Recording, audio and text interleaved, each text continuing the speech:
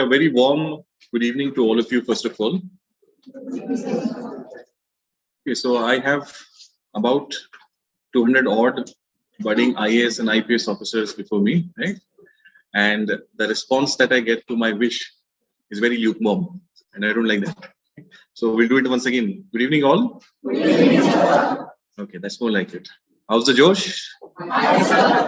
Okay, shall you? I believe you've had 1 week of demo lectures, introductory classes already. And during the course of these lectures, other colleagues of mine might have at length spoken about the nature, structure, process, and all the details about the exam, right? So I, JAWWAD KAZI, in my first session with you all, I will today jump in directly to my subject, which I'll be engaging for you, which is international relations. I'll be teaching you IR and also world history. We'll be having a session on world history tomorrow. So guys, to start with, first of all, I would congratulate you all for having thought seriously about pursuing civil services, as a career. The next year and a half are going to be very challenging on one hand, and at the same time, it will also be very rewarding on an intellectual level, as well as very enriching in terms of your development of your personality. So guys, in the course of next year or so, you will be introduced not only to what it means to be an Indian citizen, but also you will be introduced in many ways to even yourself. The rigor of this exam really brings brings you close to yourself. You start to understand your strengths, your weaknesses much better than what you did earlier. The name of this exam, a lot of people say that it's Unpredictable Public Service Commission. And yes, it is, and it should be so, because its unpredictability is really the beauty of this exam. It really brings to fore the core of your personality. And over the course of next year and a half, you will have that opportunity to develop yourself in such a manner that you befit the post that you'll be occupying as very nodal officers for the government of India. And in the course of this preparation, I will be frequently interacting with you all with respect to these two subjects, that is world history and international relations. To talk about international relations, IR is one of the most interesting, dynamic, and very enriching subject that is part of your syllabus. It is included in General Studies Paper 2, as you might have by now known. Every year, if you see the syllabus of the main examination, every year, if you see the question papers of the main examination, you will see that on an average, 4 odd questions are asked in the exam based on international relations. Typically 40 odd marks, 40 to 50 marks you can expect on international relations. Similarly, world history, I'll talk at length tomorrow, but very briefly, world history also has slightly lesser weightage, but a consistent one when it comes to General Studies Paper 1. Now, I'm sure you all have had this doubt in your mind when it comes to these two subjects of world history and IR. Relatively, if you go to see on a more clinical level, the number of questions that are asked in international relations or world history for that matter are less. Okay? So a lot of students have this wrong notion that these kind of subjects we can prepare in a half-baked manner or neglect them. So in my very first interaction with you all, let me tell you that the civil services exam is not an exam where you put anything to so-called what you call optional. Okay? Even if the number of questions are less, in terms of building up of your understanding, these subjects play a very crucial role. World history and IR are in many ways complementary to each other. Good understanding of one helps in the other, and also they help in other subjects. Like if you have good understanding of world history, it is definitely going to aid you in modern India. Understanding IR, basic concepts of IR, is indirectly going to help you in your entire General Studies Paper 2.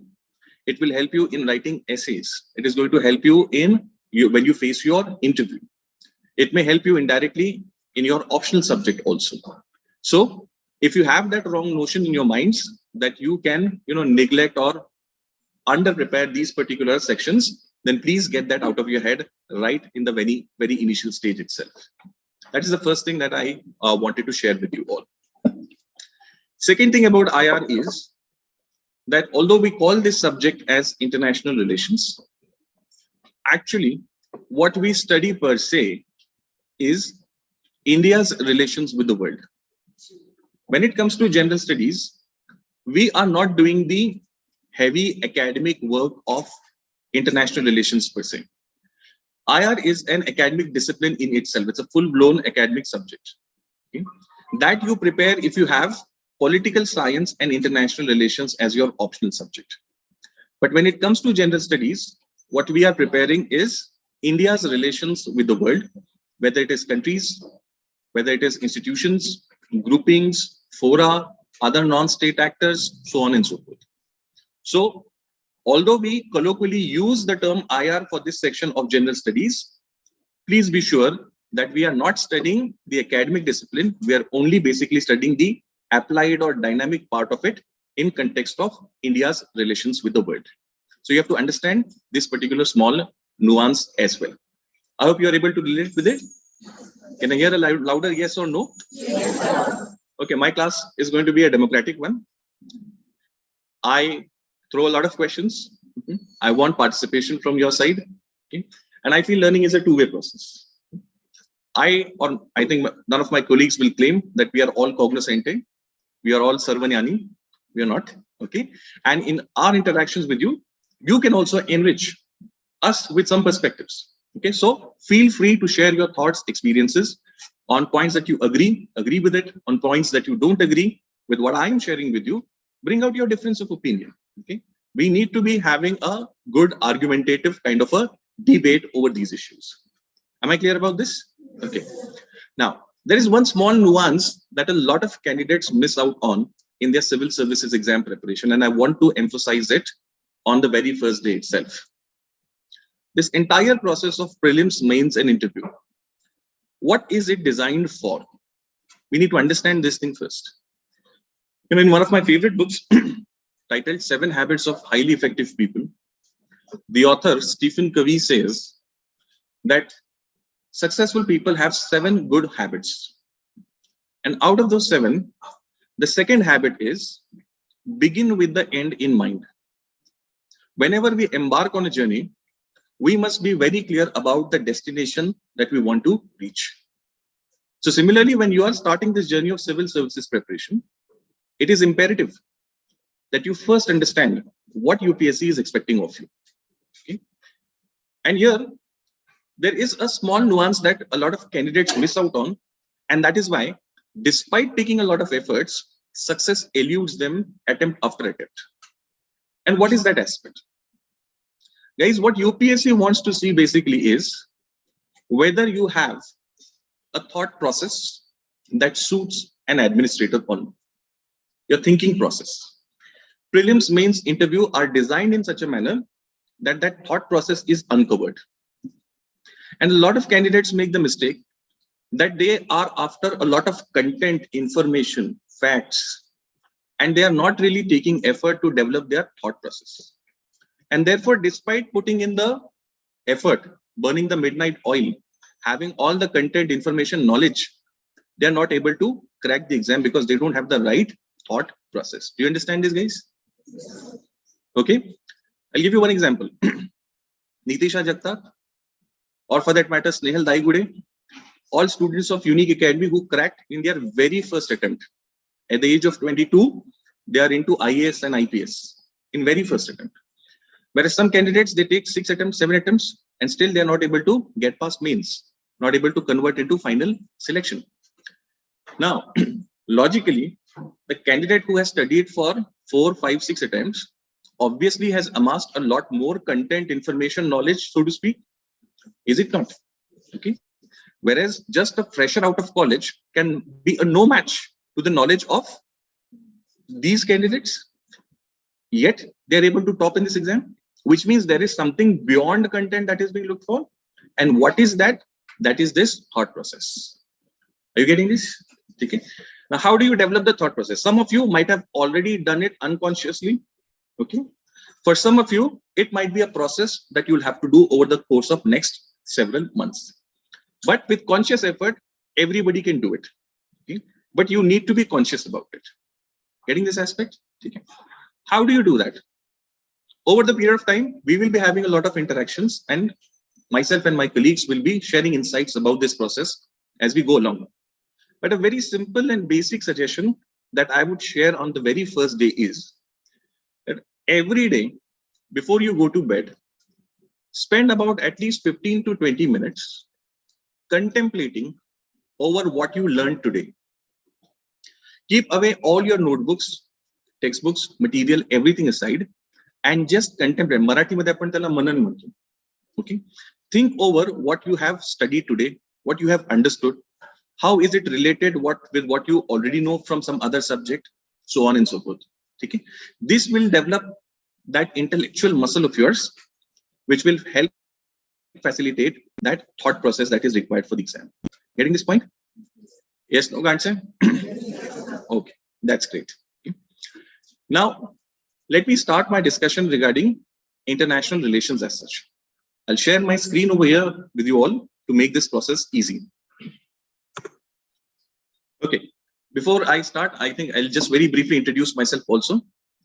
My name is JAWWAD Kazi, and I'm a senior faculty with the Unique Academy. I'm teaching at the Unique for last more than 7 years now. Before that, I was officer with State Bank of India, and before that, auditor in CAG. I've studied MBA and postgraduate diploma in mass media. Okay. Tell you, how is the lecture going to pan out now? Guys, as an administrator, you must have a structured approach. Your thought process has to be a structured one. So in my sessions, in starting with today's session, I will always give you first the overview as to what we are going to discuss today.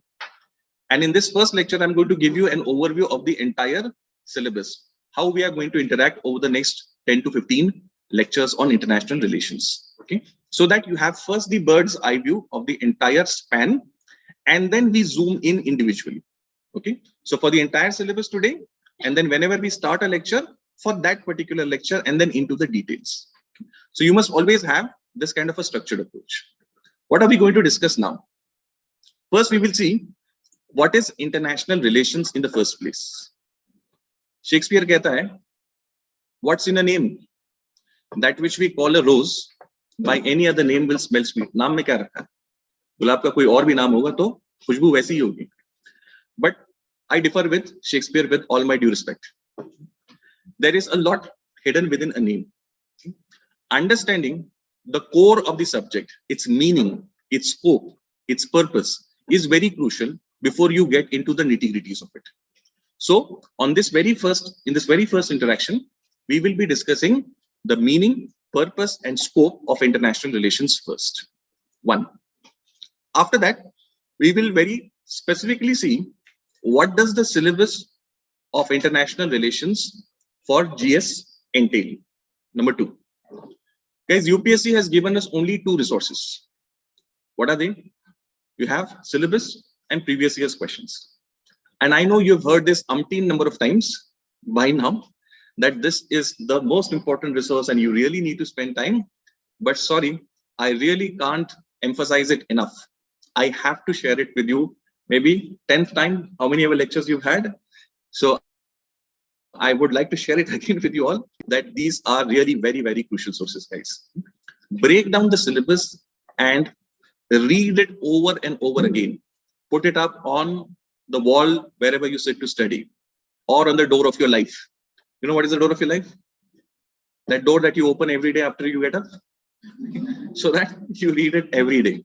Now, I want you to read them so many times over, the broken down syllabus, that it becomes a part of your subconscious mind. And of course, after that comes previous year's questions. Syllabus will give you what UPSC can ask, and previous year's questions will give you how UPSC can ask it. And these two are very, very important resources for you guys. Without having a command over these two, I can give you in writing that your effort will become misdirected. Why do we emphasize on this so much? Because after having said this several times over also, my personal experience is that only a small minority of students really show that discipline of being very rigorous with their syllabus and PYQs. Okay, let that not be you. I mean, the one who neglects syllabus and PYQs, right? Then we will see some sample questions of international relations to give you a taster, a feel as to what kind of questions can be asked and how you can deal with those questions. What are the expectations of UPSC? Of course, it is still early. You have not yet studied the subject. So it is not expected that you will understand everything regarding the question, but just to give you a feel of that. Okay, we'll discuss a few questions. Then we will share some important nuances regarding preparing this subject. Every subject in the syllabus has its own intricacy. Okay, there is a certain way in which that subject needs to be handled. You can't have a one-size-fits-all approach for all the subjects. Okay, so IR has some nuances, so does world history. Today, I'll be sharing nuances regarding IR. Then I shall share with you the sources that you need to refer to preparing this particular subject. So this is how I will be giving you an overview regarding international relations in our session today. Okay, chaliye aage badhte hain. First and foremost, let us first try to define international relations. International relations इसका मतलब क्या है? यहाँ से पहले हम शुरुआत करते हैं बिल्कुल बेसिक से. What is IR? The way in which two or more sovereign nation states interact with and regard each other, especially in the context of political, economic or cultural relationships, is international relations. यानी किस तरीके से दो या उससे ज्यादा nation states आपस में अपने ताल्लुकात रखते हैं, इसकी स्टडी हम इंटरनेशनल रिलेशंस में करते हैं. Okay, now here you come across some keywords, some concepts. Keywords like sovereignty, nation states, and these are words that you have been hearing since your class 8, 9, since you started studying civics. Okay, and what happens is when we hear these kind of keywords, we have a vaguish idea about what they mean. Okay, and that gives us a false sense of confidence that yes, I understand this, I know this. Okay, but UPSC is not about vagueness, it is about preciseness. Okay, so it's very crucial that we build up our basics before we head on to something more complex and important. So when we say IR is about relationship of two or more sovereign nation states, then we have to understand what is meant by sovereignty, what is meant by nation state, then what is a nation, what is nationalism. All of these are very core and key concepts that we have to understand first. Okay, now let us start with very simple ideas. I'm sure you have heard the idea of nation, right? Yes, no, can't say? Yes. Anybody who's not heard, raise your hand. Everybody's heard it, right? So can you tell me what is meant by nation? Raise your hand and tell me, what do you think or understand by this concept or term nation? Anyone in the class? Okay, I have 1, 2 hands, 3. We've all heard the idea of nation, right? So only 3 out of 200 odd. So and most of them are boys. 1 lady. Yeah. है कोई और mica लाल जो nation की concept बताएं? और माइची lake for that matter? Okay. Yes. Go ahead. People living in particular geographical area, they have distinct culture. They have belonging to one nest, and they are share some sort of significance. Okay, very much what is expected. Okay, so he has read the NCERT apparently, and that is why he has understood the concept from quite, you can say basically he's understood the idea. Let us see what is meant by nation. This is what is expected, guys, of us. Idea is simple. We all know that. Okay. And then that feeling that I know the concept, but it's vaguish. What we want is, we want preciseness. I'll suggest that you have a separate notebook for noting down all the concepts that you're going to come across. Okay. Conceptual clarity has a premium in this examination, guys. If you are good with your concepts, then you'll be able to solve a lot of MCQs as well as write more effective answers and essays. So you can maintain a separate notebook and write down all the concepts, only concepts, okay, not detailing, that you come across in your preparation. Now let us try to define nation. Our friend has done a pretty good job. Yeah, please go ahead.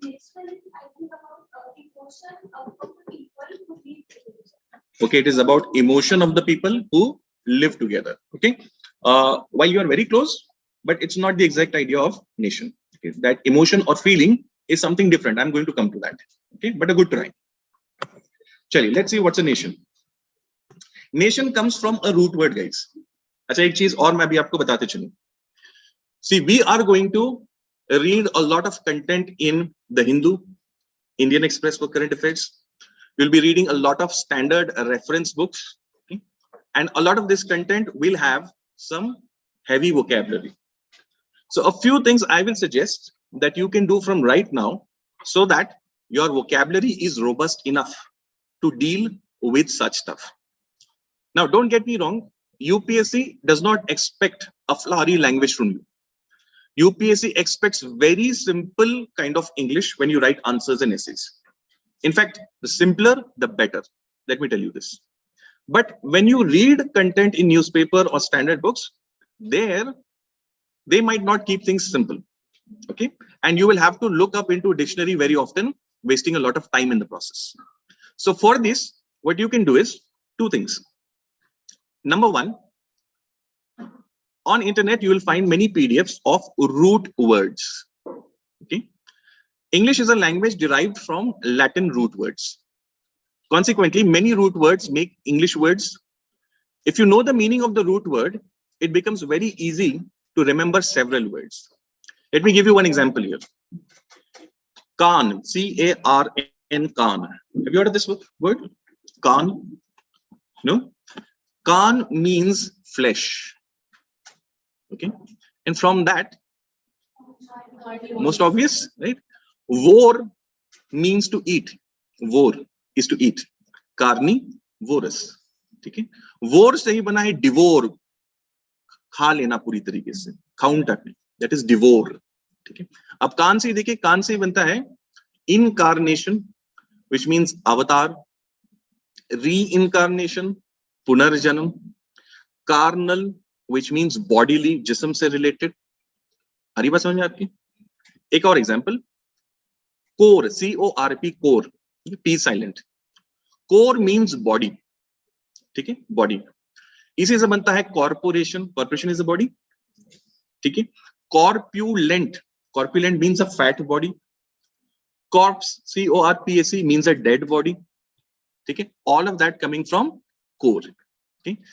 So if you are able to develop these root words, remember them, then it makes it much more easier to remember a lot of words. So this is one exercise that you can do, root words. Second thing, there's a very good book by the name Word Power Made Easy. I recommend all of you have this in your collection. It's a cheap book. You'll get it anywhere in ABC or for that matter online also. It gives us a scientific way of developing vocabulary. It also will give you a lot of root words. It has some 50 odd exercises. Try to finish it over the next 6 months, and that will also tremendously enhance your vocabulary. Getting this point? Word Power Made Easy. And the author is Norman Lewis. Word Power Made Easy. ठीक है? देखते हैं अभी आगे. Now here see we have a root word natio. Okay, natio means to be born in common ancestry. क्या उसका मतलब है? To be born in common ancestry. That is the meaning of nation. और इसी से बना है nation, what we call as राष्ट्र in Hindi. Got this point? अब ये NAT से ही देखिए word बनता है natal. You heard the word natal related to birth. Okay. Can you see how the root words are playing here? Yeah. So natio means to be born in common ancestry, means आप एक lineage से belong करते हैं, आपके पुरखे जो है वो common है, ठीक है, इसी से बना है nation. So in modern sense, what is meant by nation? Benedict Anderson says that nation is an imagined community, a group of people. Okay, I'm coming to what you said. A group of people. But what kind of people? Any group of people? No. There is something more specific about it. Okay. This group of people have a feeling of commonality. Okay. They have a sense of community. Based on what? That can be on some common characteristics, as a friend said. So this is an abstract idea that we who share X thing in common, we form one community. Okay. Now that community is not something that is visible. So, you know, the people are visible, but that sense of community might not be visible. Now, in this classroom over here, there will be a community of, say, hip-hop dancers, right?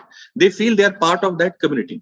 But to me, it is not visible, right? It is for them to feel that they are part of it. So that's why nation is an abstract idea. Got this now? Okay, it's not tangible. Second, it is impersonal, as in it is not about the individual. It is about the people, not about the individual. Okay, one person cannot say that I am the nation. It is impersonal. 2. 3, it is overtly political. Means what? This sense of community deals with political aspect first and foremost. Okay, it is not just about society, culture, etc. This feeling of community is related to politics. Okay, I will be coming to what it means by to be political, what is politics, so on and so forth. Okay, I'm just coming to it shortly. यहाँ तक आपको बात समझ में आ रही? Yes, no, can't say? Yes. Okay, that's great. Whenever there is this feeling that we are part of this community, it leads to certain development in those people. What kind of development? People become conscious about their unity. Take the case of India. You've all studied modern India to lesser or greater degree. And you know that before the arrival of the Britishers, we were Marathas, we were Mysoreans, we were Awadhis, Bengalis, Rajputs, so on and so forth. Okay? When the British come along, it creates that sense of community, and that leads to unity, that we have to fight a external enemy. We are one and the Britishers are outsiders. They are exploiting us. Okay? So a sense of community jab aata hai, so it fosters what? It fosters a sense of unity also, that we are one. We versus they, a feeling aane lagti. So nahi baat aapki? Got it? Okay. Second, interest. Interest as in we share same interests.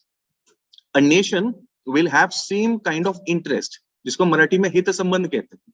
Okay, you have the same political interest. All the Indians wanted independence from the Britishers, so they shared common political interest. All Indians wanted upholding of India's cultural heritage. Okay, so we share that same common interest, right? So when that community develops, we have unity, we have interest. Second. Third, that community then starts to demand also autonomy. Okay, that community does not want to be under the tutelage of somebody else. Why should we be part of the British Empire?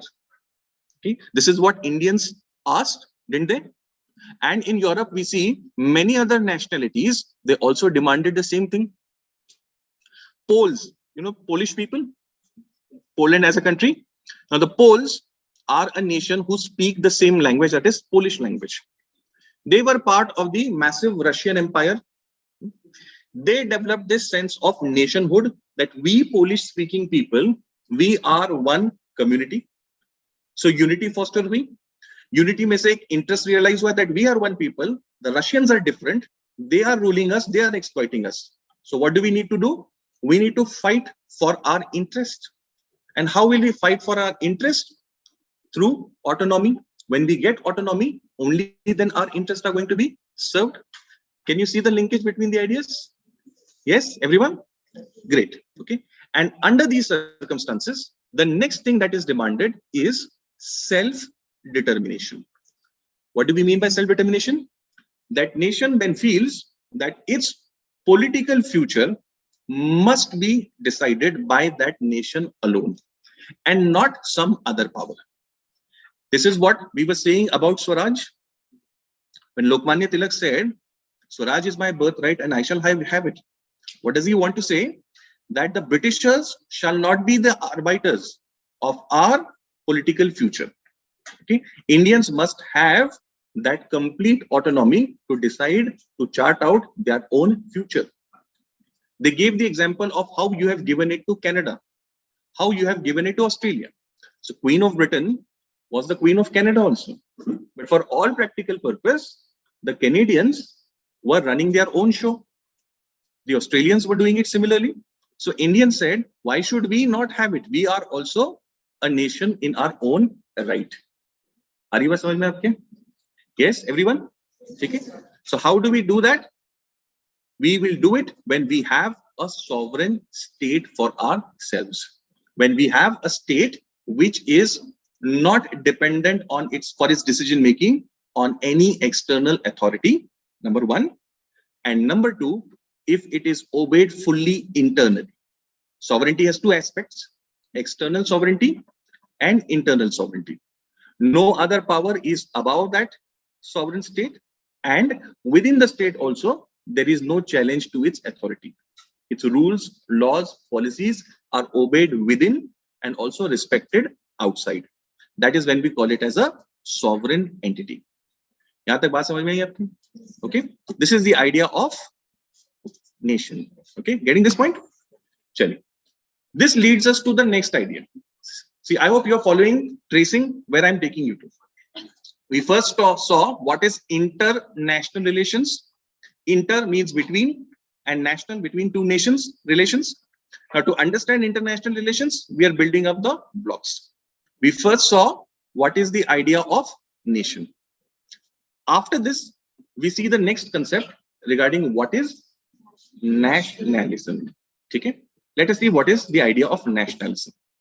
Now, what our friend answered earlier regarding nation was actually slightly off the track.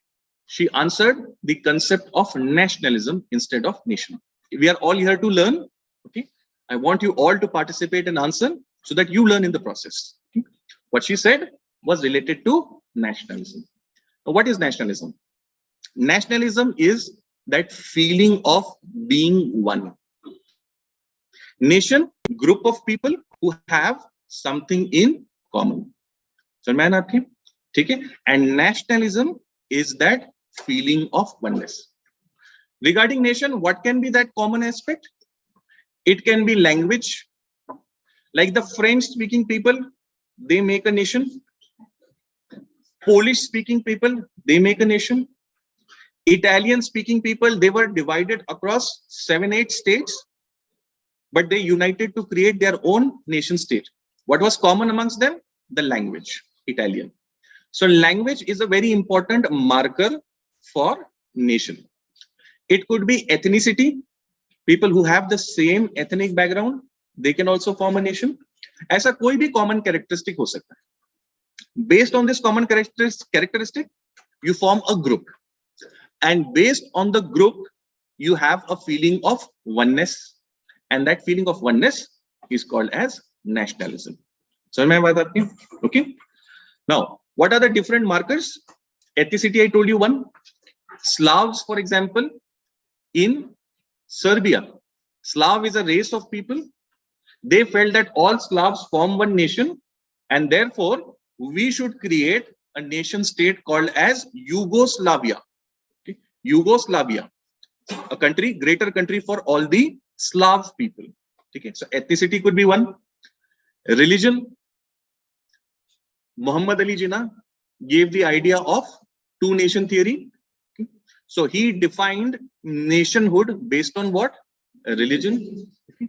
There were some other on the other side of the right wing spectrum who also believed in this idea of two nation theory. So क्या बना अब marker यहाँ पर में? Religion बना. Okay. Then culture, history. We today Indians define our nationhood among other things based on culture and history also. We share the same history. We have similar culture. Like across India, there are certain common characteristics that we see.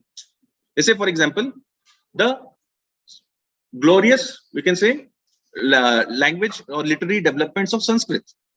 From Sanskrit, many of our Indian languages have evolved. Sanskrit is a mother language in many ways.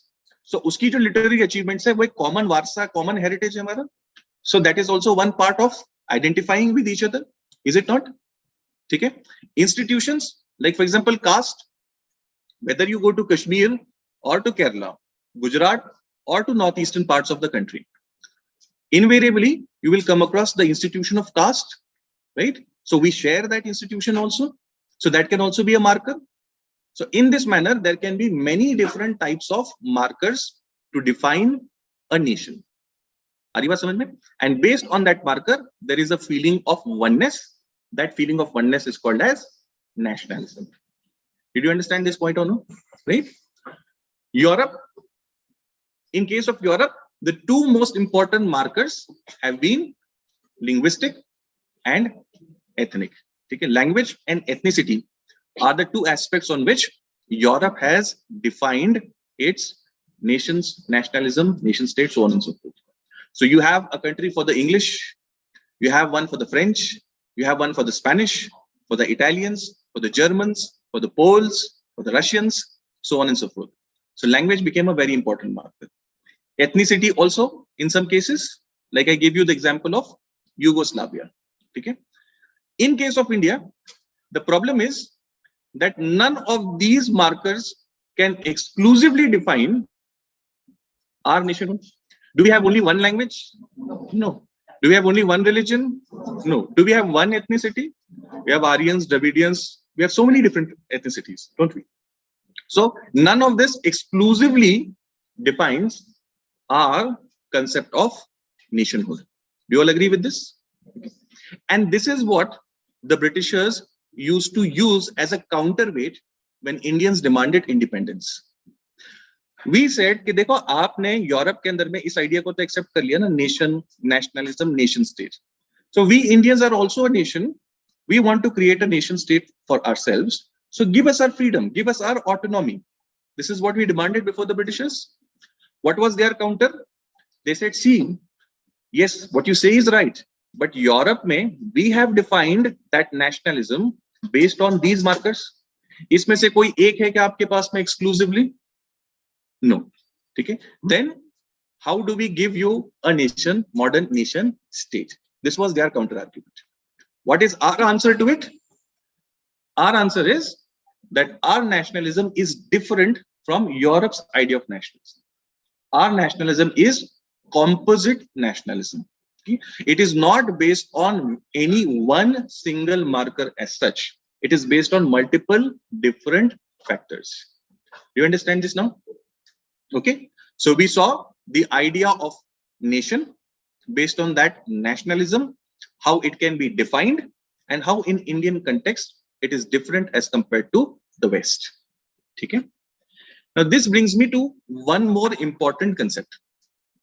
And what is that? The concept is of patriotism. We all use these two concepts of nationalism and patriotism interchangeably. Okay? But as UPSC aspirants here onwards, you have to be very careful about the words that you use, especially when those words entail a concept. Now, having understood nationalism, can anyone hazard a guess to tell me what is patriotism and how is it different from nationalism? Would anyone like to try? Okay, one. I have one hand raised. Two. Okay, please tell me. Feeling of togetherness and oneness, they are the same, no? That is nationalism. Okay. Doing everything for nation. Doing everything for nation. Yes, sir. Feeling proud of Feeling proud about the country. Okay, very much there. Okay, thank you all. He's very much there. You want to try on? Taking efforts to be one nation. Taking efforts to be one nation. Okay.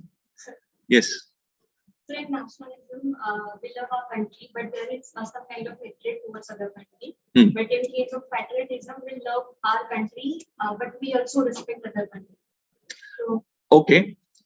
Yes, I'll come to what you said. Yes, last. Hajia. The love for one's love for Correct. Okay. She has put it more precisely. You had said it right, but she has put it more precisely. Okay. I think I've got the answer. Okay. So what she said is absolutely right. Patriotism is love for the place where you were born or you are associated with. That is patriotism. At this point, okay. What is nationalism? Feeling of oneness in people. Patriotism, love for that place. Okay. Nationalism, feeling of oneness. Can you see the difference? Nationalism associated with people, patriotism associated with place. Okay. Now, patriotism is an ancient concept. Okay. If I were to take you to ancient times in a time machine, and we go and meet somebody during the Ashok Maurya's day and age, even in those times, don't you think people will have a bonding association with the place that they were born or they were living? Will they not have it? Is that not human to have it? Right? So patriotism is an ancient concept. It's an emotion. Whereas nationalism is a different idea. Nationalism is a modern construct, not ancient or medieval. Got the difference? Patriotism is ancient. Nationalism is modern. Got the point? Okay. I'll give you one example to make it very apparent and clear. One disclaimer from my side before that. In my lectures, you will come across a lot of examples from movies. Okay? And a lot of movie recommendations also if you like to watch them. Also, you will hear a lot of shairi. Okay? So get attuned to that. There's this movie called as Border. Have you seen that? It's impossible that you have not seen it. On 15th August, every other channel is playing the same movie. It's a good movie in the first place.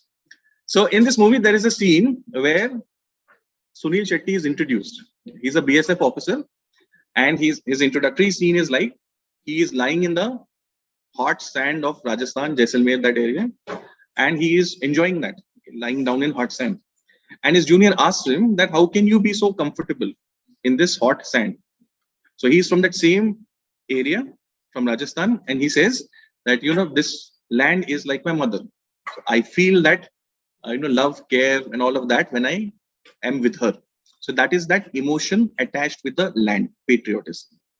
At this point, nationalism, people, modern construct. So मैं यहाँ तक आपको पक्का? Okay, चलिए आगे बढ़ते हैं, and we'll take the next concept. We saw nation, we saw nationalism. Now we are seeing what is a state in the first place. Okay? What is the idea of state?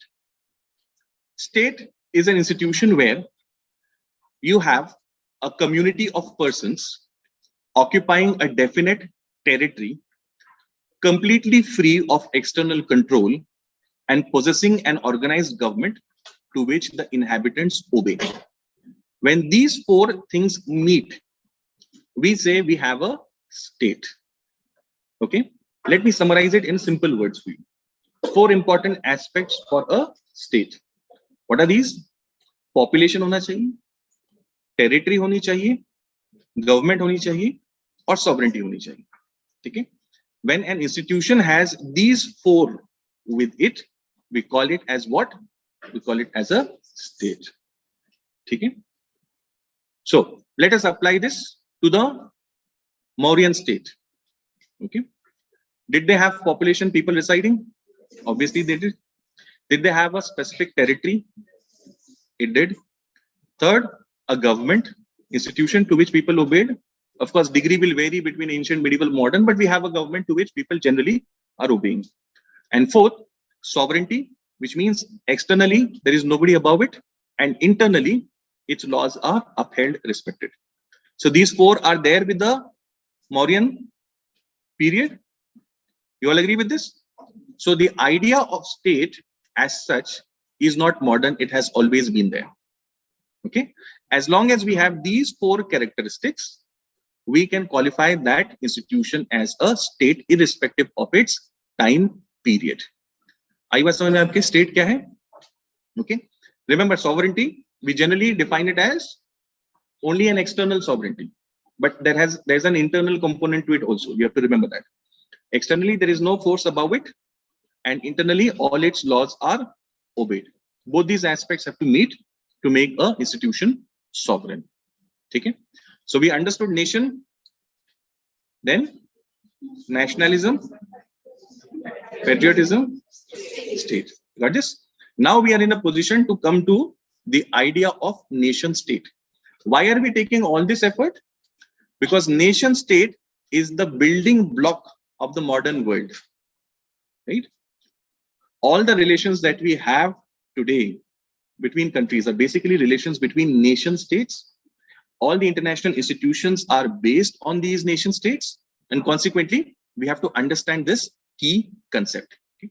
Now let us see what is a nation state after this. Okay, what is a nation state? Now, guys, when political boundaries overlap exactly with national and cultural boundaries, then we call that institution as a nation state. Let me make it simpler for you. In your school times, you have studied geometry and the concept of congruency. Okay. Basically, what is meant by something being congruent, 2 things being congruent? It means, in simple words, that if you kept them above each other, they will overlap perfectly. Okay, that is congruency. Okay. So if we take the area of a state, its political boundary, and juxtapose that with the boundary of culture of people who are living there, both are overlapping perfectly, then we say it is a nation state. Okay. So for example, the Polish people, they have a state, and the boundary of their state overlaps perfectly with the area where the Polish people are living. Perfect overlap, congruency. Then that is a nation state. Polish nation, people who speak Polish language, they have feeling of oneness, so on and so forth, right? And their territory is overlapping exactly with their state. That is called as a nation state. Did you understand this now? Did you understand the concept of overlap? I'll give you a counter example, okay, to make it more easier. We had empires in the past, right? So the Ottoman Empire, which ruled for 600 years, had its political territory spread over 3 continents. Some part of Europe, a great part of Asia Minor and West Asia, and a lot of northern coastal Africa. Okay? Such a massive territory it was ruling over. Now, in this territory, you see, there are so many different types of nations who are living. Okay? You have Slavs who are living in Europe. You have Arabs who are living in West Asia. These are different nations. No? So is there congruency in the political territory of the state and nations living there? No, there's no perfect overlap. No? Okay? So that is an empire. Nation state में क्या होगा?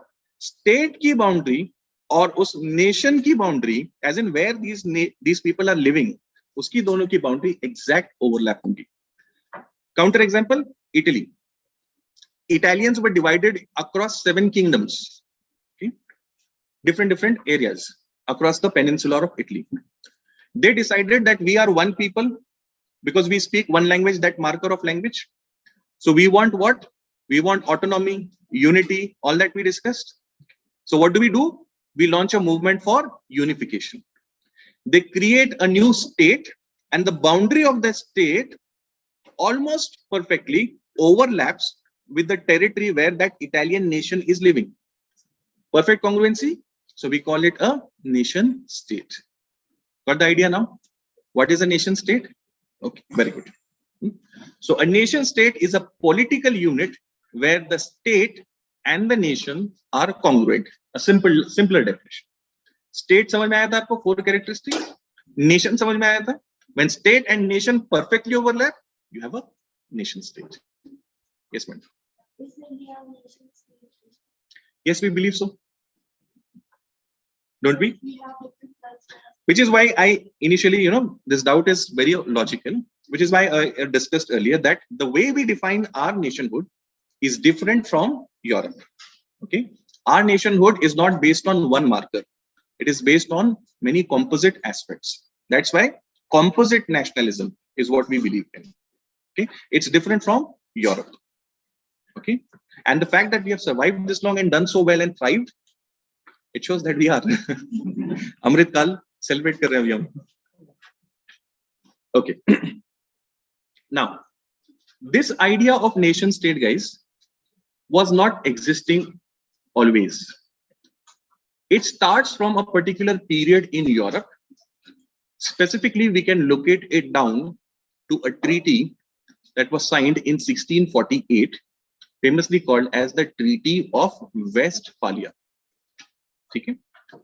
अब ये Treaty of Westphalia में ऐसा क्या हुआ that a new kind of system for organizing the state comes forward, okay, which becomes the base for international relations in the world. 1648, the treaty is signed, and it gives the idea of nation state, which we understood just now.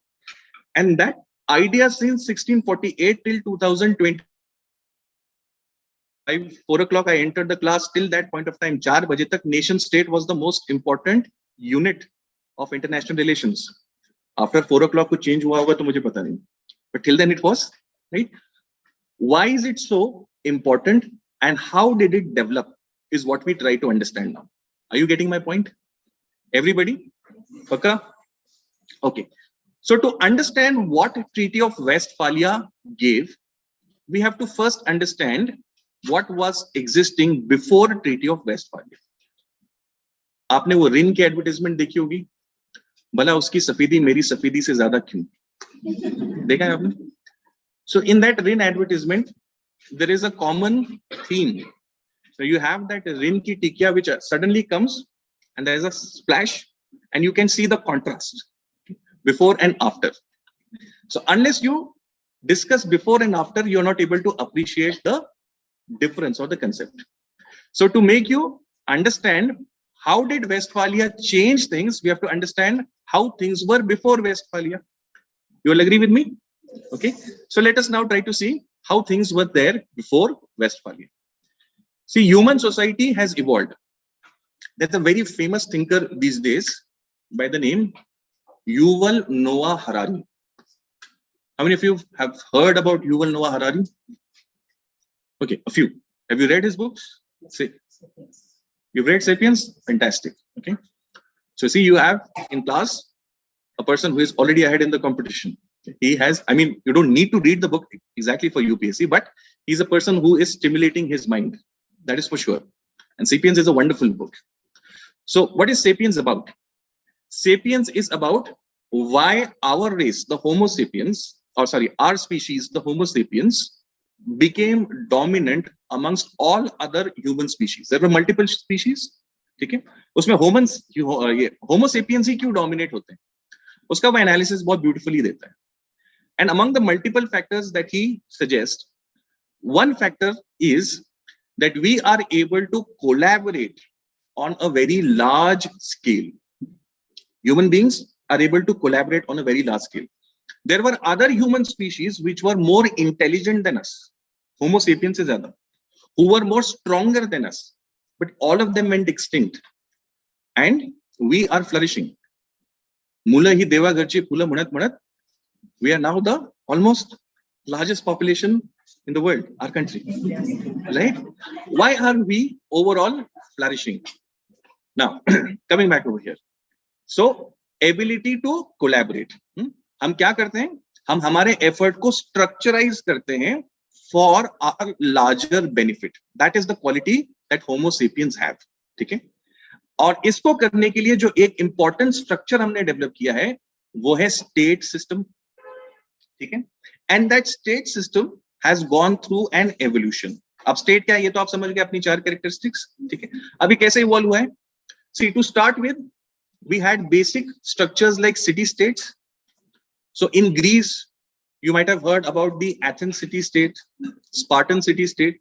So and on a city level you had a state which was governing in the interest of the people over there. It was not democratic per se, but it was doing some kind of a rudimentary function of the state.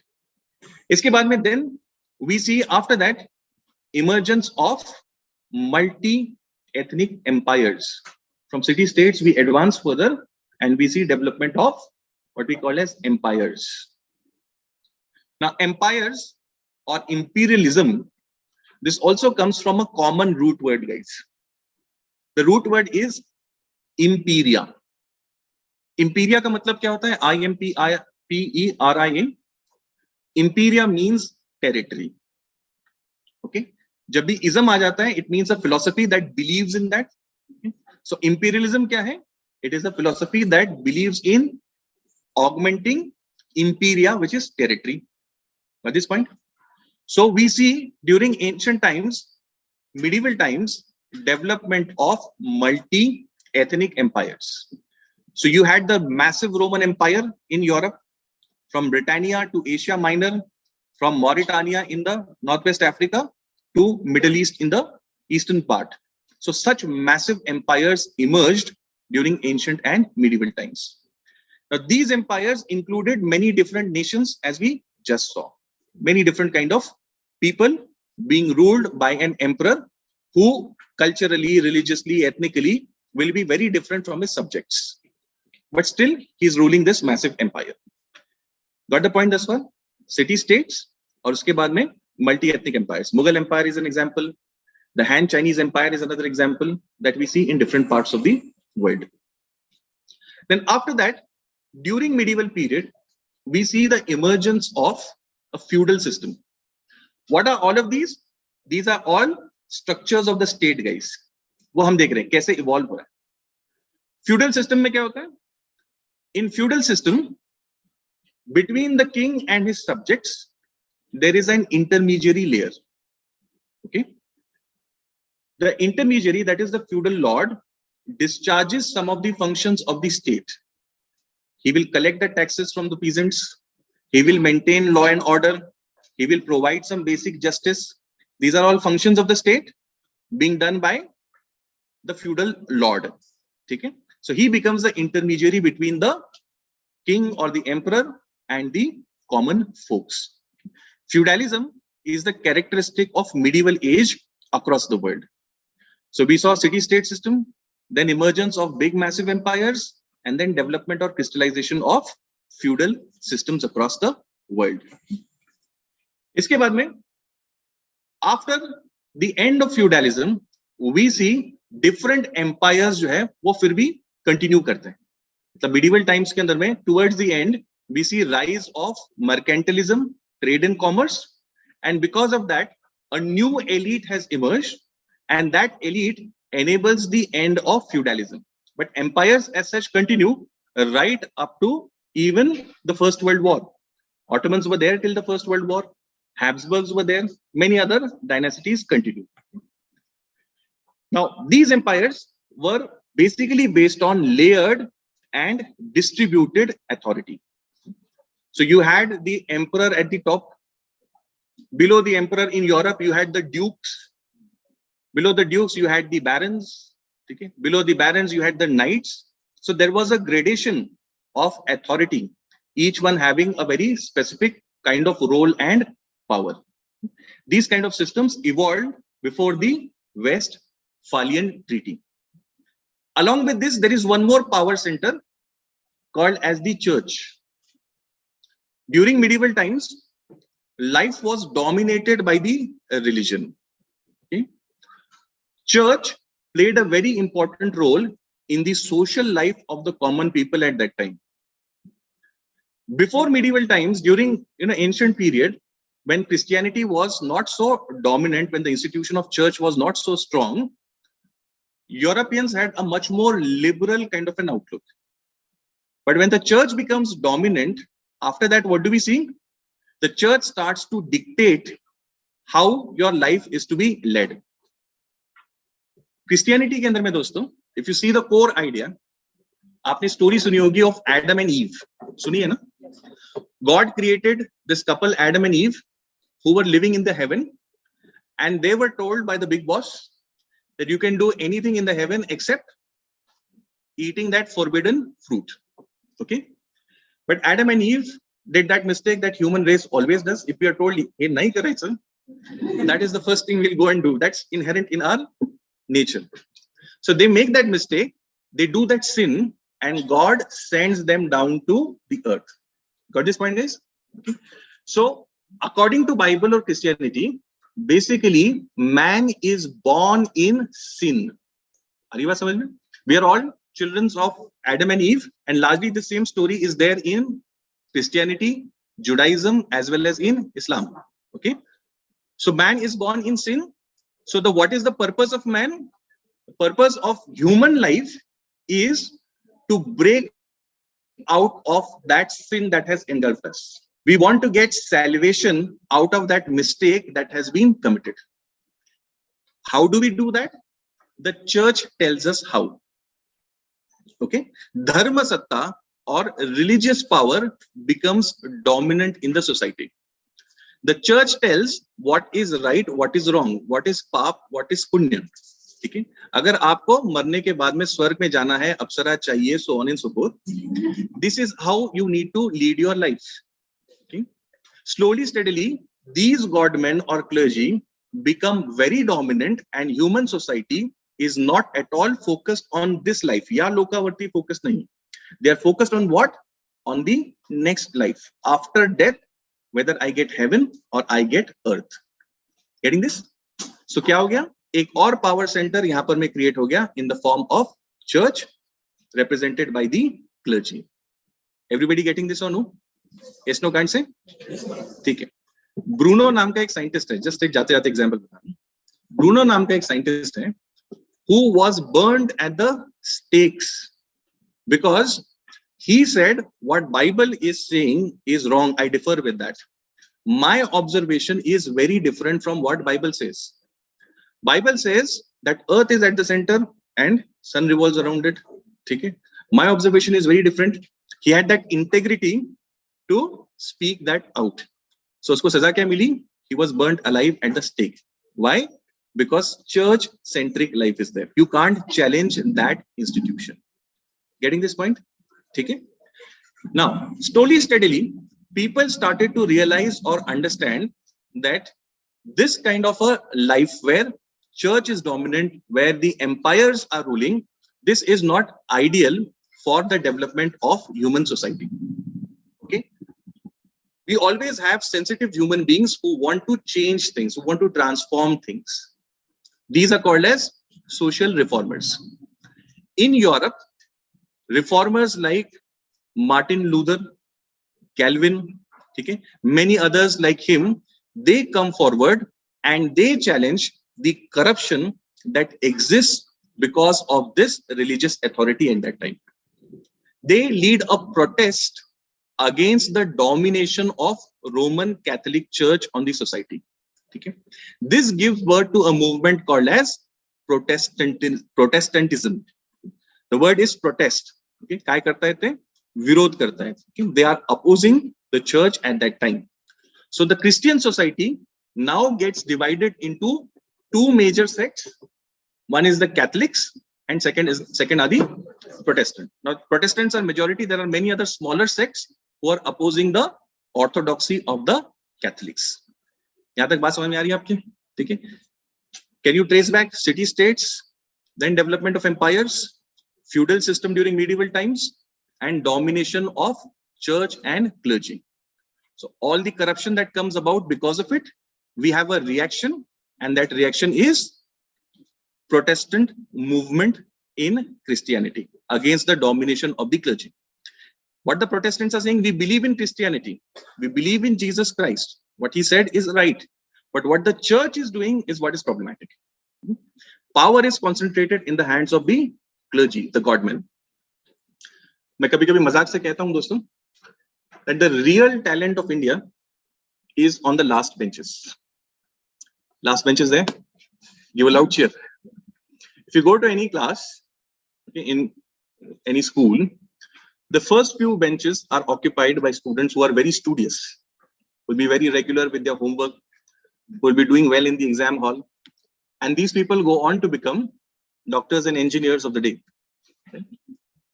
Then those who are sitting on the benches following them, are the ones who realize late in the life that आपलं काहीतरी चुकलंय. We have made a mistake. Okay. And what do? They start to prepare for UPSC. They crack civil services, become IAS and IPS officers, and doctors and engineers are envious of them, or they are reporting to them. Collector ko engineers report karte hain. Okay. Then those students who sit behind these future collectors, they realize even more late in life that आपलं लय चुकलेलं आहे. And they, at a later stage in life, they enter into politics. They go on to become, Amdars and Khasdars of today.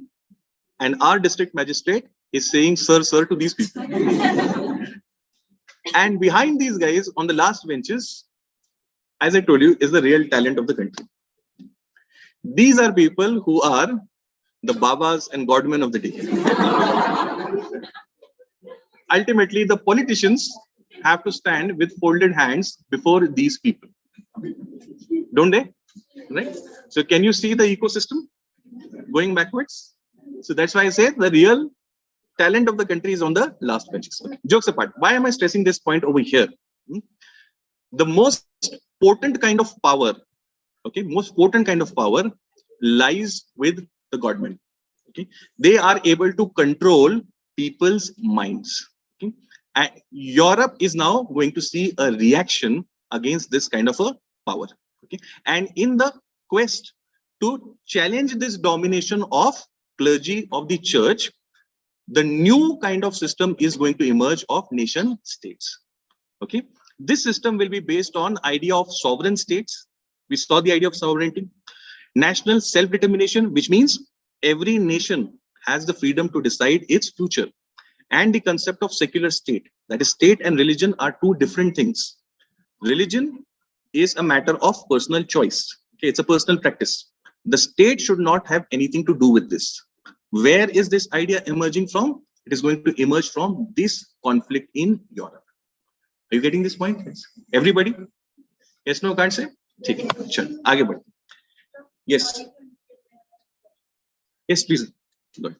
Yes. Treaty of Westphalia. Why is this what, and what are its outcomes?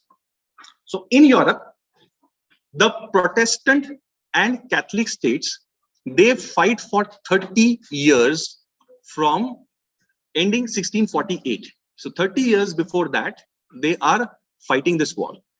So can you imagine, guys, for 30 years, Europeans were fighting over the idea based on whether one subscribes to Catholicism or one is a Protestant. And they committed the most horrendous kind of atrocities against each other just because somebody was Protestant or somebody was Catholic. Okay, I'll give you just one example. It's gross, but it will make you understand. Okay, during these wars, people as a punishment used to rip open people's bowels and leave them alive so that animals would come and feed on that. Why did they do that? Just because the person was belonging to another sect. And Europe fought over this idea for how many years? For 30 long years. After 30 years, when they had fought to their heart's content, they realized that we have done a very big mistake. We need to stop this. Okay? That is where these powers, Protestants and Catholics, they come together and they enter into a treaty called as Treaty of Westphalia. So, who are the people who are fighting? Roman Catholic Habsburg Empire versus the Protestants of Sweden, Denmark, France, so on and so forth. These people are fighting. Now, in this treaty, they come to the conclusion that we have fought a lot. Now, let us ensure that we don't fight in Europe. How do we do that? We will ensure that the concept of sovereign legally equal states is respected in Europe. ठीक है? Treaty of Westphalia से पहले we had empire वाला concept, and in empires anybody who had the power could go and wage wars and annex others' territories, and this had led to a lot of death and destruction, as we just saw. In Westphalia, they decided, okay, let us stop this idea. For the sake of Europe, at least, what do? We accept this idea of sovereign, legally equal states. What is meant by this? It means that every state, howsoever small it might be, is considered as equal and it has its full sovereignty. Just because you have more power, more resources, does not mean you can go about bullying others. We respect this idea today, sovereignty. We discussed it at length also earlier, right? एक छोटा सा country, Monaco, biscuit नहीं. Okay. Monaco has the same respect in international relations, technically speaking at least, as a massive USA will have. Okay, despite the disproportionate in territory, population, power, economy, everything. Okay, why has that concept come about? That idea of sovereignty? Because after fighting for 30 years, Europeans realized that if this warfare stop karna hai, the only way is we accept this idea. Got it now? What is Westphalia trying to do? It is making this idea sacrosanct. Are you understanding? Okay. So now the rule of the emperors and religious authorities is being ended. Within the rule of the empire, there are many other smaller kings who now will be considered as sovereign equals. Earlier, you had the concept of the Holy Roman Empire. Now that concept is vanishing. In Christianity as well as in Islam, there is a concept that there can be only one empire, Christian empire or the Muslim empire. Okay? The Christian empire is ruled by whom? By the Holy Roman Emperor. Okay? All other kings, no matter how rich, powerful, strategically important they might be, they are all part of the Christian empire. That is the Holy Roman Empire. Okay? In Islam, we have a similar concept. In Islam also, you have the concept of Khalifa. Okay? Now, Khalifa is the head of all the Muslims of the world, and all the kings have to submit to the authority of the Khalifa. Even in India, somebody as powerful as Akbar the Great also had to seek approval of the Khalifa of the day. Okay? Why? Because he wanted legitimacy in the Islamic world. Unless the Khalifa approves you, you are not a legitimate ruler. Are you समझ में? ठीक है? At Westphalia आप क्या बोल रहे हैं? Let's end this system. Instead of that, every single kingdom will have equal legal status and full sovereignty. So this is the value or idea on which today's international relation is based. You all agree with this now? And where has that come from? It has come from that Treaty of Westphalia. भाई समझ में हम कहां से लेकर आ रहे हैं इसको और क्यों इम्पोर्टेंट है? आप इमेजिन कीजिए ना, you are preparing for Civil Services of India in 2022. Why should we study the history of Europe? Why should we study it? Do they study our history at such length? No, they don't. Okay, but why should we study? We study it because the world that we live in today is based on values, ideas, and institutions. Okay, that have evolved in the history of modern Europe. That is why we have to study it. Got my point? Okay. Chali. So now from Westphalia, we see the faint beginning of modern international relations. These relations are based on sovereign, legally equal states who are bound by diplomatic relations and balance of power. Now here I'm introducing one more concept. What is meant by balance of power? Since Europeans had fought a lot and they did not want warfare any further, what do? They decide that all the kingdoms of Europe must be in such a way that there is a balance of power in all of them. As in, no kingdom should become so powerful that it gets the arrogance of bullying others. everybody should be at the same level to ensure peace. This is the idea of balance of power. Right now, they are fixated only on Europe. They're not talking about the world, because that's way too far. It will take League of Nations and World War, all of that, to make it internationally applicable. Right now, they are fixated only where? Inside of Europe. Okay? But at least the faint beginnings of these ideas and institutions is starting now. Okay? Norms of non-interference in internal affairs.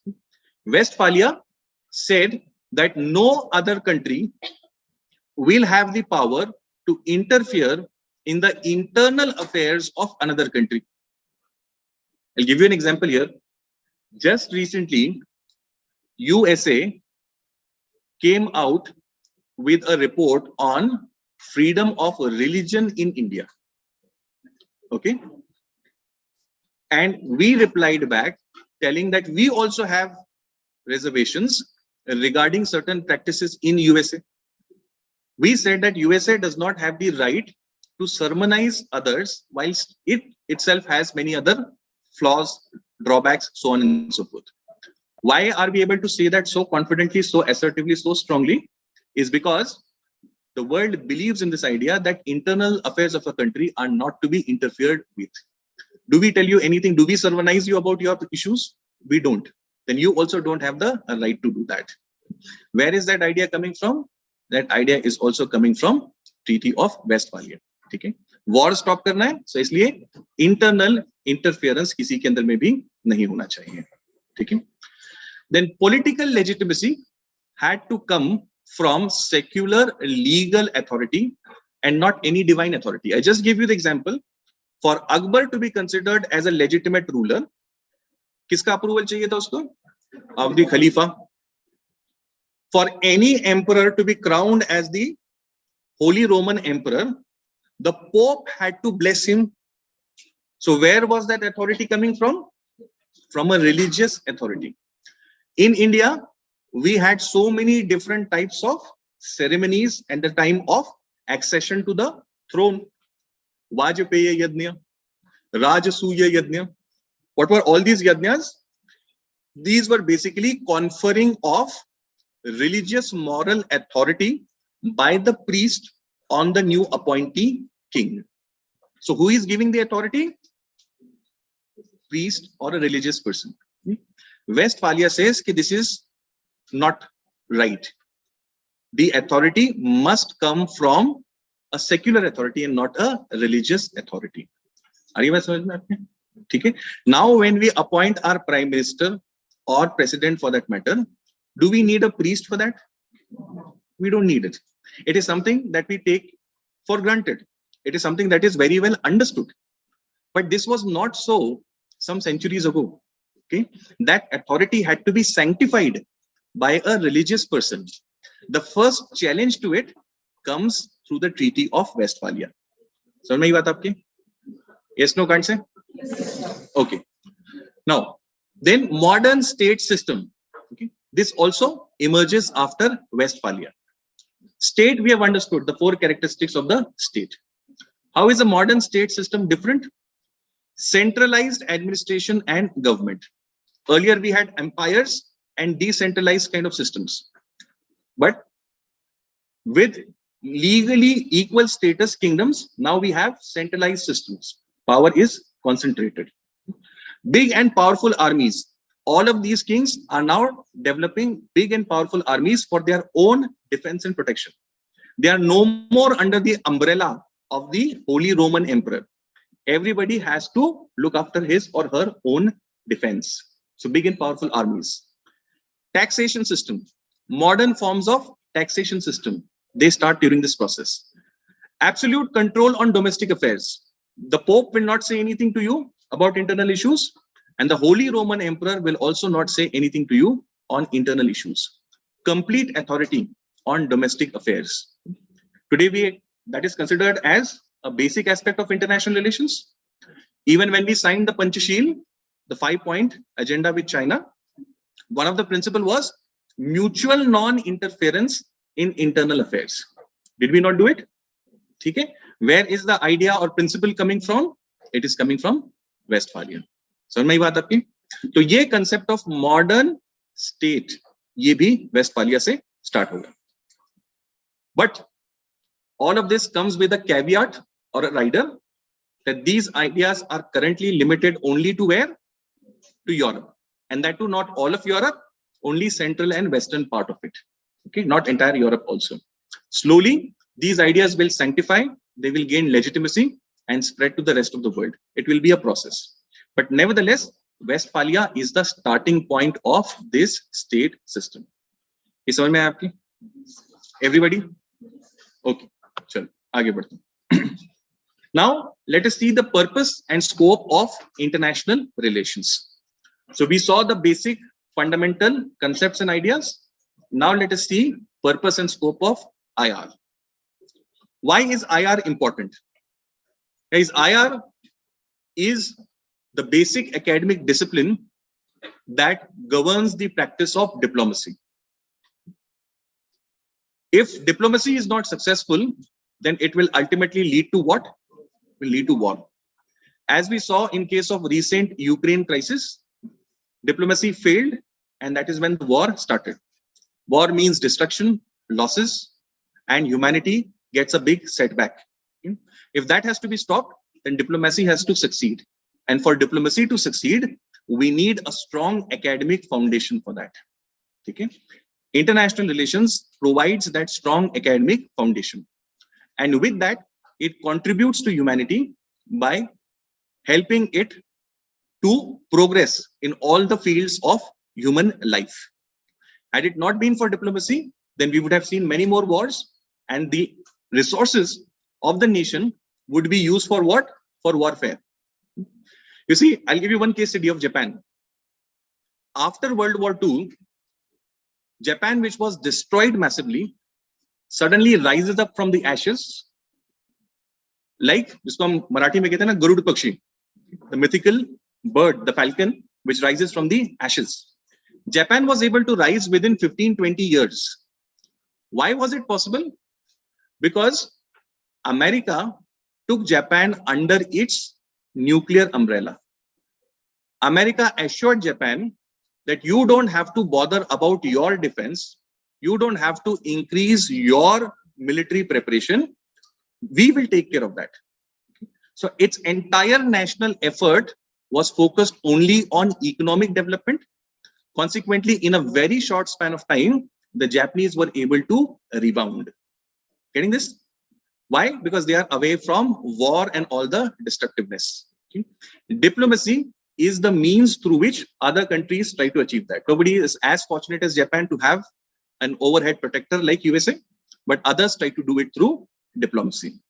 So this particular discipline is very crucial for the overall progress of humanity. Now, scope of international relations. Traditionally, we understand international relations as only the study of relations between two or more nation states. Okay, countries like, for example, in our neighborhood, our relations with China, or our extended neighborhood countries in Central Asia, or big powers like USA, Russia, so on and so forth. This is the traditional understanding of international relations.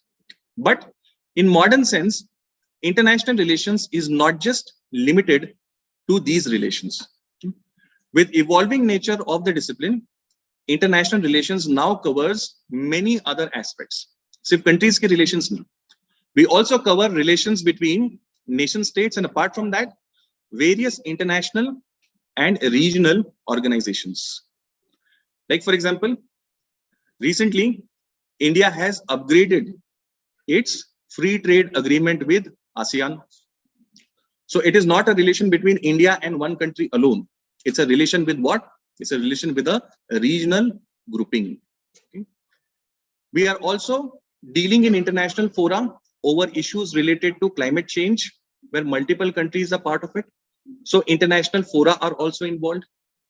We are dealing with non-state actors also. I'll give you one example over here. When Mrs. Sushma Swaraj was the External Affairs Minister, at that time, some Indian nurses from Kerala, they were abducted by Islamic State terrorists. And at that time, we faced that critical challenge of rescuing them from that hell.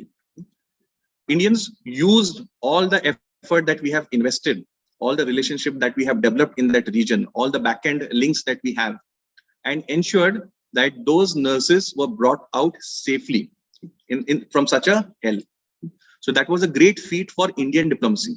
So we are not only dealing with nation states, organizations as such, we are also dealing with several other type of non-state actors also.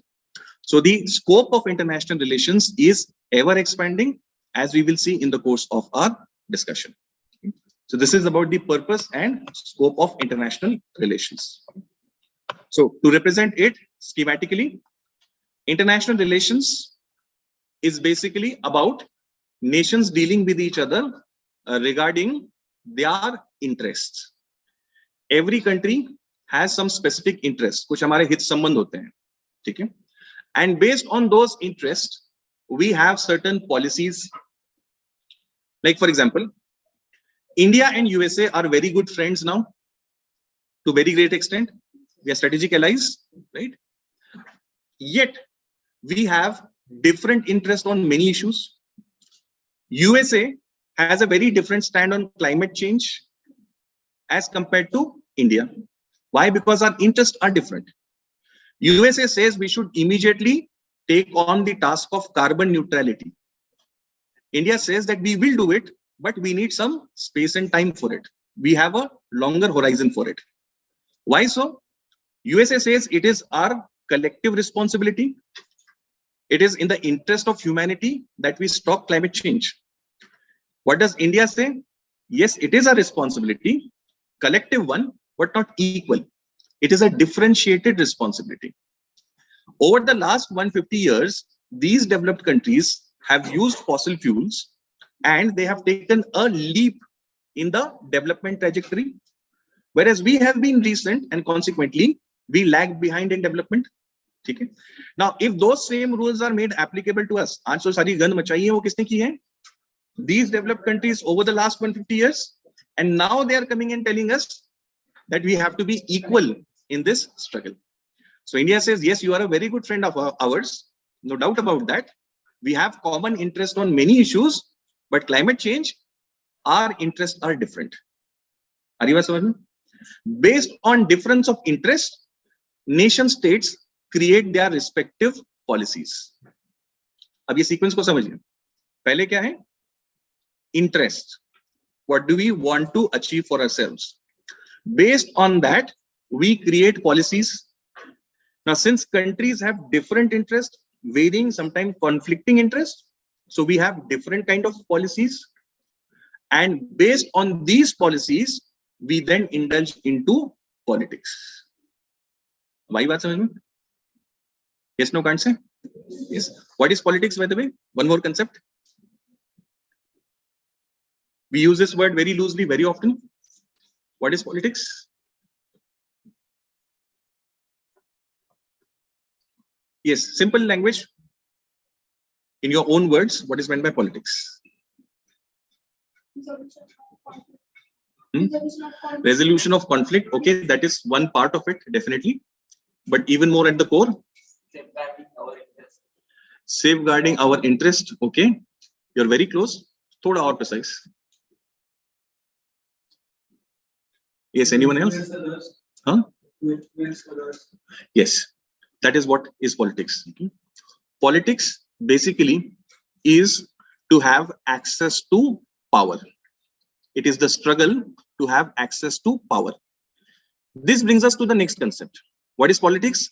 Struggle to have access to power. Next concept is power. What is power? That is what our friend said. Power is the ability to influence behavior of others. Okay. Now, if two countries have different interests, accordingly, they will have different policies. Now, since policies are different, whose policy will be dominant in international relations? Okay.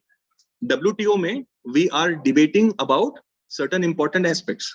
USA has different interests, developed countries, India has different interests. USA कहता है कि तुम तुम्हारा MSP जो है ना agriculture का minimum support price, you stop that. Okay, that is unfair competition to farmers of other countries. Indians say that is necessary for the survival of my farmer. right? Agriculture is the mainstay. We have a big population to feed. We can't do that. Interests are different, policies are different. ठीक है? अब WTO के अंदर में कौन सी policy को importance दिया जाएगा? This leads to politics. ठीक है? Whoever will have access to power, more power, that policy will become dominant. And what is power? Ability to influence the behavior of others. Okay. To give you a simple example, in your class, an overnight trip for Goa is announced. Okay. And now you want to go for the trip. So what do? Over dinner, you nudge your mother to tell whom? To tell your dad, right? To allow you to go to the picnic. She is also conscious before uttering this overnight trip, Goa, big deal, right? But you try to convince her. And then she reluctantly, hesitantly tries to put it across. Now, if your father is liberal, he will say, Ja Simran, ji le apni zindagi. If he is not, he will stomp his foot and say, nothing doing. You're not going for this trip. So influencing behavior of father, your father has that, so he has the power. Basically, it is that struggle. Are you समझ में? So even in international relation, this international politics goes on between nation states. But apart from nation states, this also takes place between various other non-state actors also. Okay, like for example, in Pakistan, there have been many organizations which have been held responsible for spreading terror. Okay, and what has been Pakistan ka stand? Pakistan has always said, see, it is not the government that is doing it. It is some shady organization who has done it. It's a non-state actor. So we can't be punished for that, right? So we have this new player over here, non-state actor.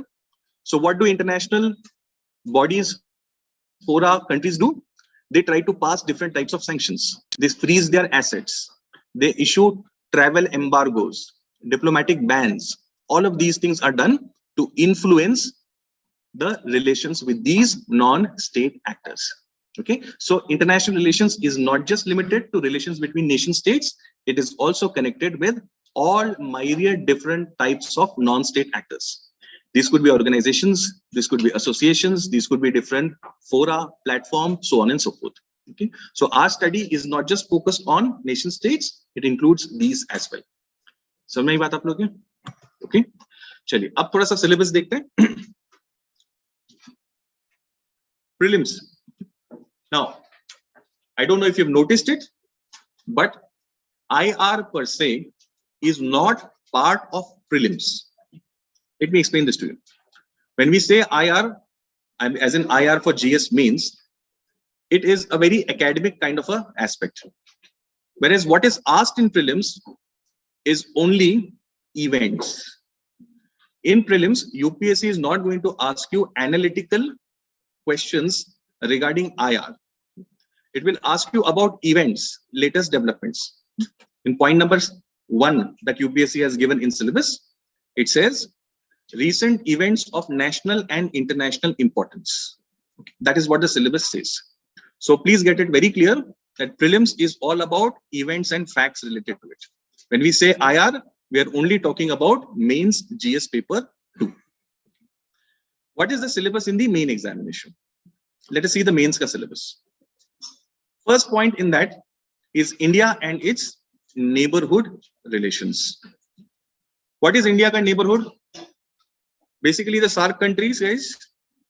So Afghanistan, Pakistan, Maldives, Sri Lanka, Bangladesh, Nepal, Bhutan, Myanmar, ये सारी जो हमारे आसपास की countries हैं, ये basically part of our neighborhood है. Okay, those countries with whom we share borders.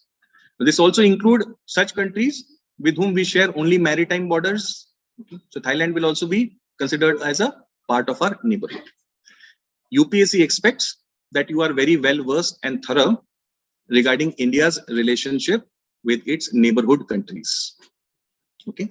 Now, what do we mean by being very thorough about our understanding of these relations? Now, if you see the questions that are asked in mains, the questions will always be dynamic in their nature. As in, they will be based around the current developments of the last year and a half, or maybe 2 years. Okay. So the nature of the questions being such, preparation for this particular section, that is IR, will require you not only to be well versed with the basics and academic part of it, but also be updated with the current and recent developments. Both these pillars are very crucial, guys. A lot of students make this mistake. They focus on only one side of the story. They will either focus only on the academic part and completely miss out on the current part, or they will only focus on current and miss out on the academic aspect. If you want to score well in this section, which is quite easy to do, then you need to focus on both these pillars. Let me tell you guys, this particular section, I may have a bias for this because I like the subject, but this is my frank opinion. This is really the most interesting part of your entire syllabus because it is so interconnected. It is so happening. It is having such a great influence on the country, on the world, that you really find a lot of joy in studying it. But for that, these two aspects will have to be taken care of: academic part as well as the current part of it. Okay. And in the class, we will be dealing with both these aspects, okay, academic as well as current part. So this begs the next question: what do we actually study when we study the relations with these countries? Individually, हम कैसे study करेंगे India के relations with a particular country?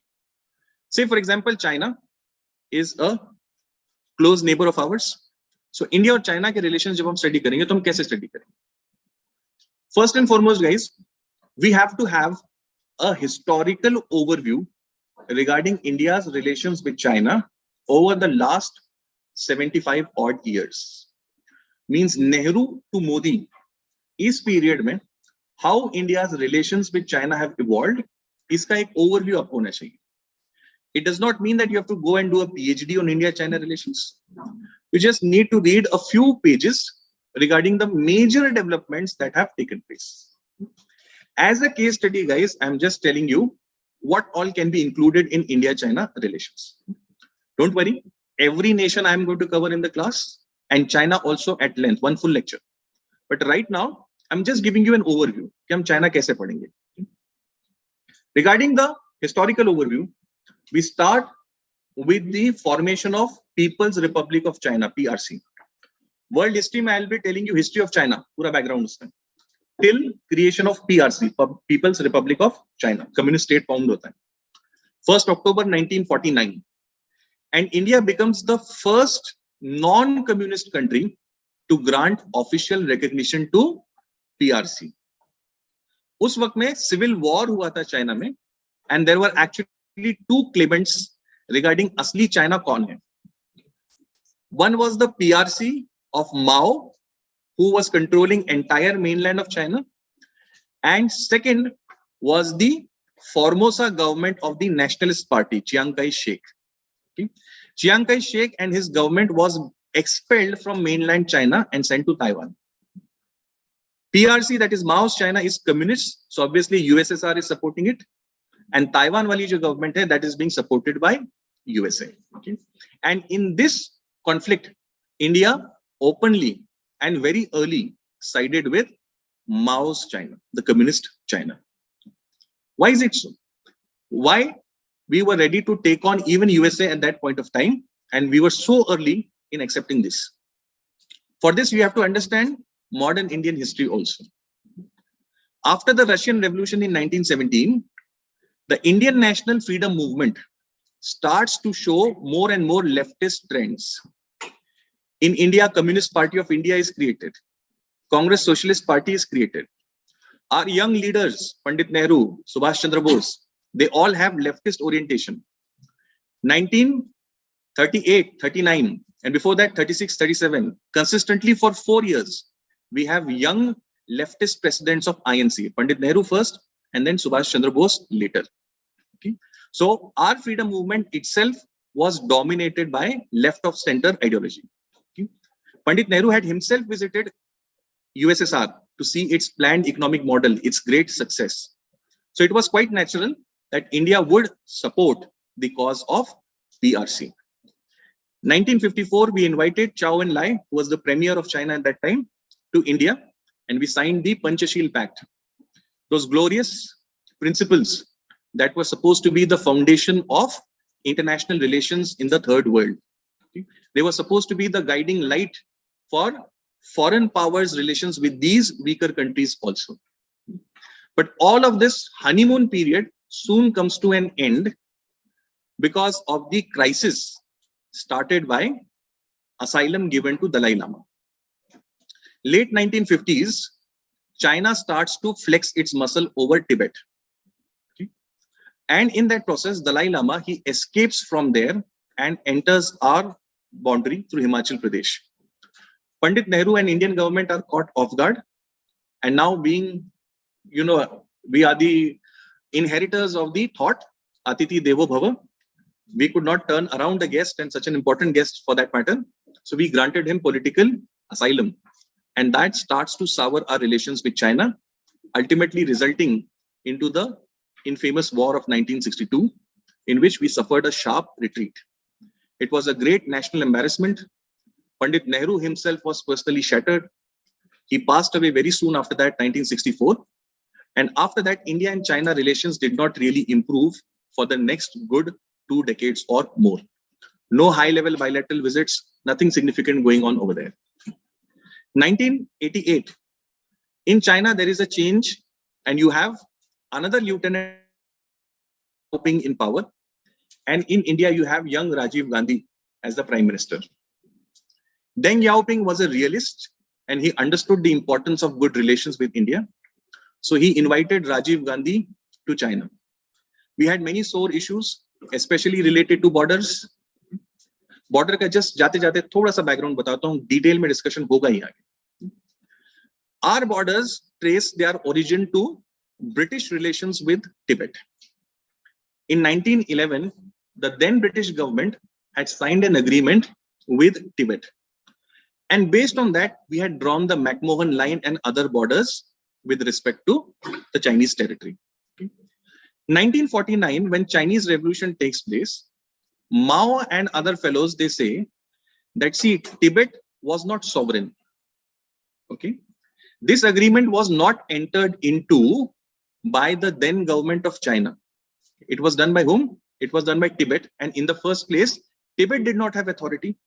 Okay. Since Tibet did not have authority, we don't accept these borders. So we claim what? What Mao had said, 1 palm and 5 fingers. Mao ka famous quote hai, 1 palm and 5 fingers.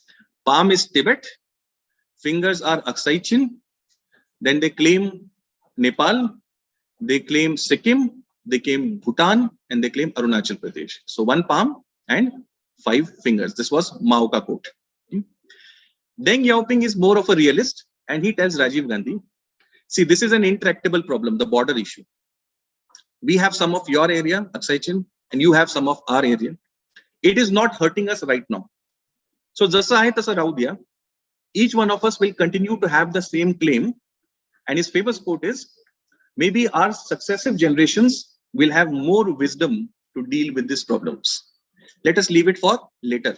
Let us try to develop good relations.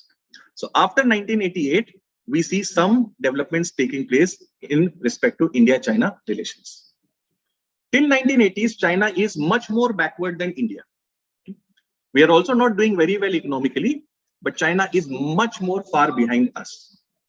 But after Mao's death, Deng Xiaoping changed the policy of China. It's very interesting, guys. देखिए, life में problem को define करना, problem को 50% solve करना होता है. Deng Xiaoping has inherited a poor China, and he realizes that we have a very big population. They were the most populous even then. We have a very big population which is poor and unskilled.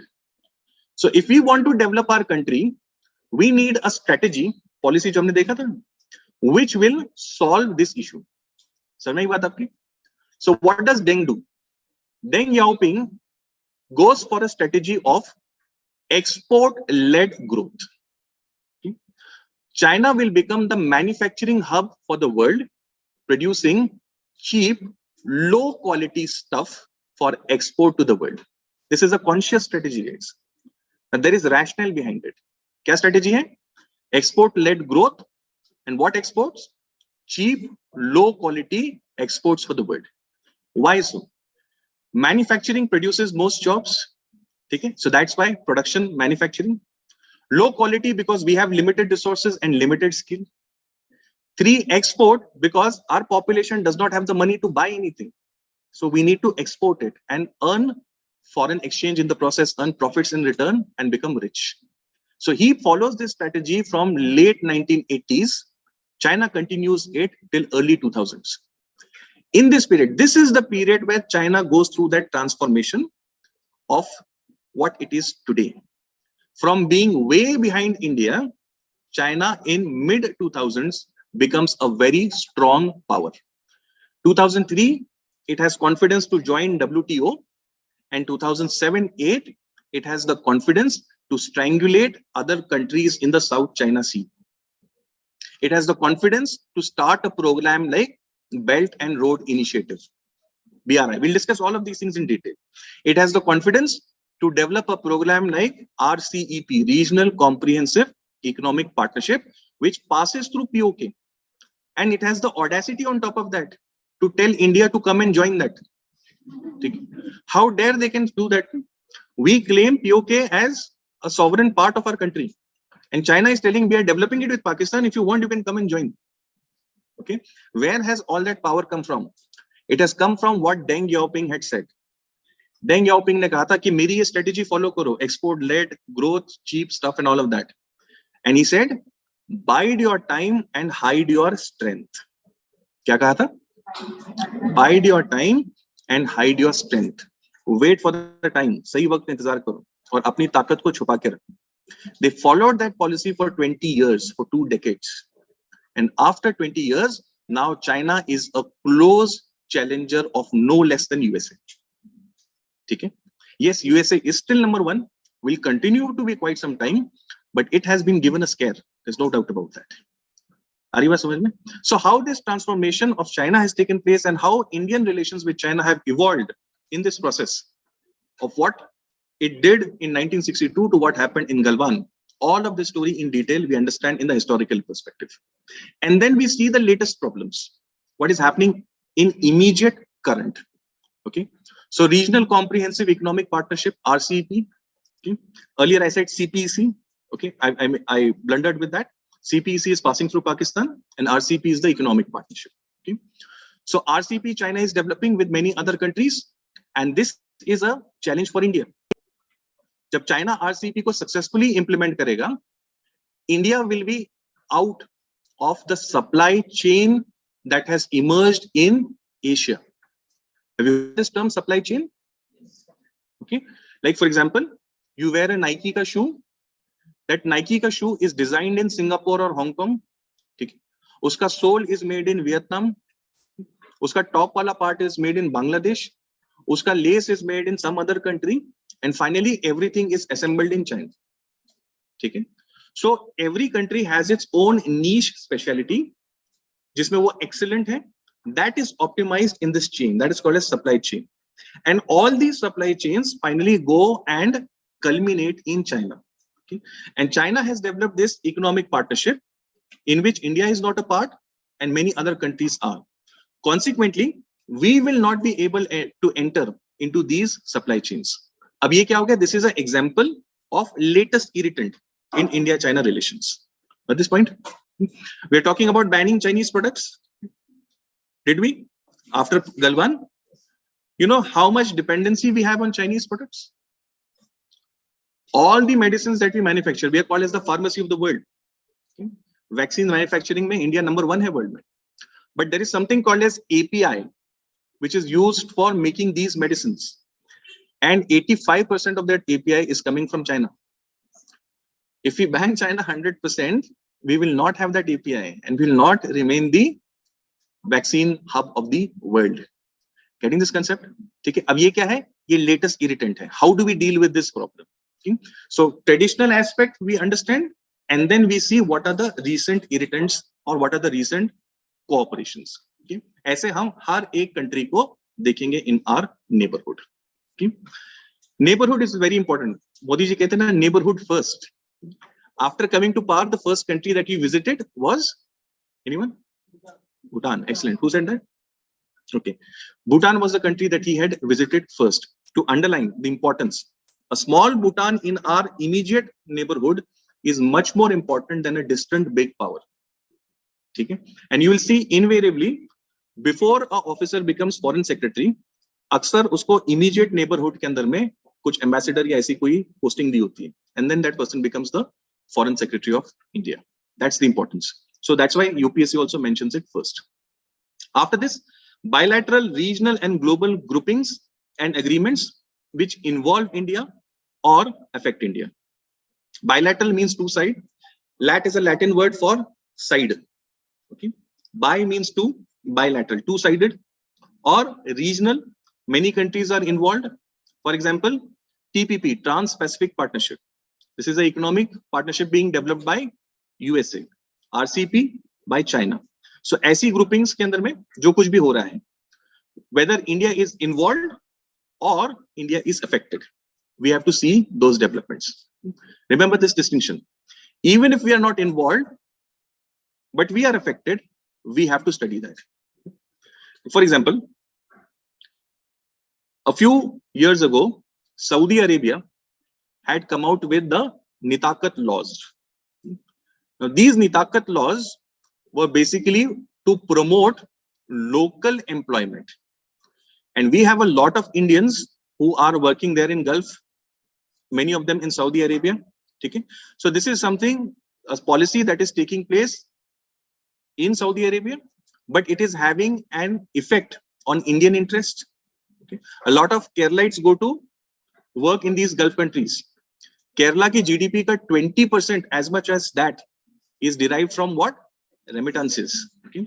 So if these people are sent back, it will be a big loss for our economy. Okay? So their policies, if they affect India, that also we have to study. Second. Third, effect of policies and politics of developed and developing countries on India's interest.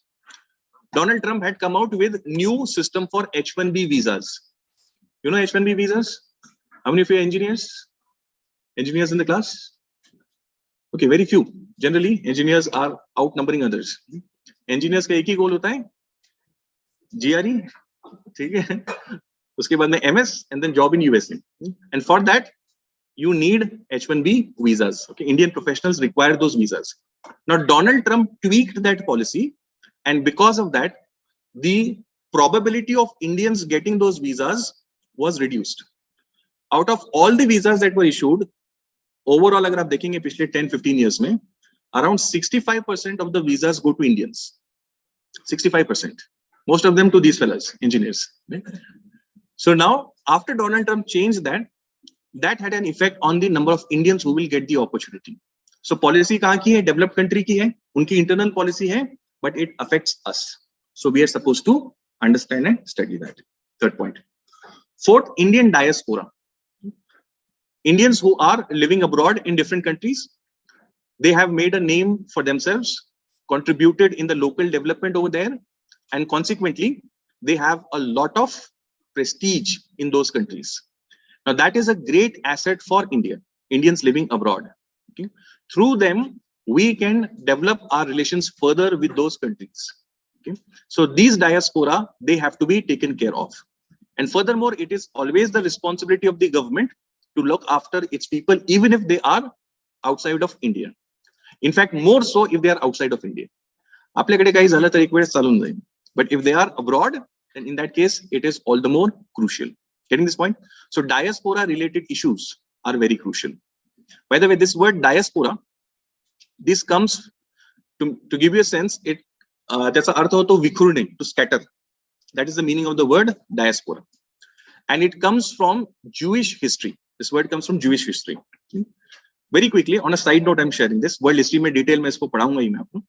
On a side note, you know, the Jews were living in the area of Israel, Palestine of today, and they were attacked by many different empires time and again. So Romans bashed them up, Greeks did it, Iranians did it, okay?